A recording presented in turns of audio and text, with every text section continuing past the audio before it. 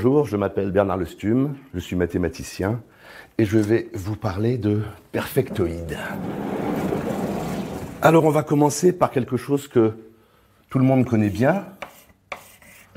On regarde l'ensemble des entiers naturels. Donc un élément dans cet ensemble, ça peut s'écrire en ajoutant des unités, puis des dizaines, puis des centaines et ainsi de suite si on veut. Donc ici, P égale 10. Mais pour nous, ce sera plutôt un nombre premier parce que ça fonctionne bien mieux.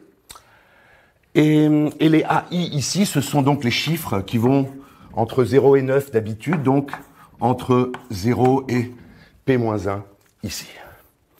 De manière analogue à un nombre entier, on peut écrire un polynôme. C'est-à-dire on choisit une variable t, et puis on peut ajouter A0 plus A1t plus A2t2 ou dans l'autre sens, et on s'arrête au bout d'un moment. Et on obtient ainsi un polynôme. Donc ce polynôme, c'est en la variable t. Et comme on veut pouvoir comparer les éléments des deux côtés, on va aussi prendre les coefficients entre 0 et P-1, donc à valeur dans le corps premier Fp. Et on a une jolie bijection ici. Mais cette jolie bijection, elle ne respecte pas les propriétés algébriques. De ce côté, c'est relativement facile. Si on veut ajouter deux polynômes, ça se fait terme à terme. Ici, c'est plus difficile. Si on veut ajouter des nombres entiers, il ne faut pas oublier la retenue. Eh bien, on va agrandir ces ensembles pour améliorer la situation.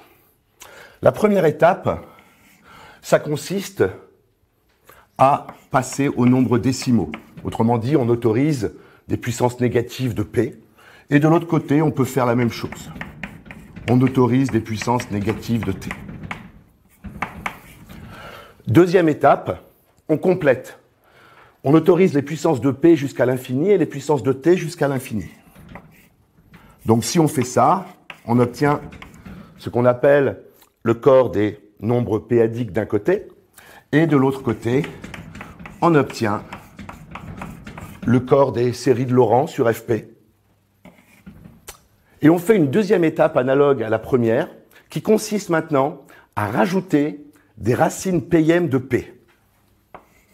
C'est-à-dire, à Qp, on va rajouter la racine de P, puis la racine de P, etc. Et on regarde l'ensemble que l'on obtient ainsi. On fait la même chose de l'autre côté, avec les racines, cette fois-ci, Pm de T. Et il y a une nouvelle étape, ici, qui est analogue à celle-ci, qui consiste à compléter. Et lorsque l'on complète, on va avoir un corps ici, un autre corps là. Et vous voyez ainsi vos premiers exemples de perfectoïdes. Donc K est un corps perfectoïde, K bémol aussi, qui s'appelle le basculé de K. Et de même qu'on construit des corps perfectoïdes, on peut construire des anneaux perfectoïdes, des algèbres perfectoïdes, des espaces perfectoïdes. Et donc il y a un théorème qui est dû à Scholz, de même que toute la théorie d'ailleurs, qui dit que si on regarde les espaces perfectoïdes sur K,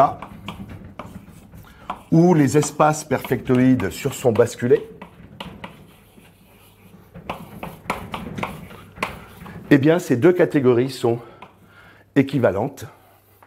C'est-à-dire que l'on a prolongé notre bijection ici en une équivalence qui va respecter les structures. Comme corollaire de ce théorème, on a un théorème bien connu de Fontaine et Vintemberger,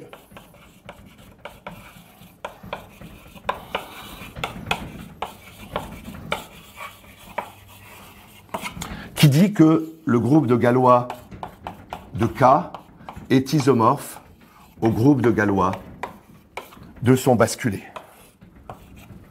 Autrement dit, la théorie des équations algébriques ici et là sont équivalentes, et ici c'est bien plus facile. Je vais m'arrêter là, je vous remercie.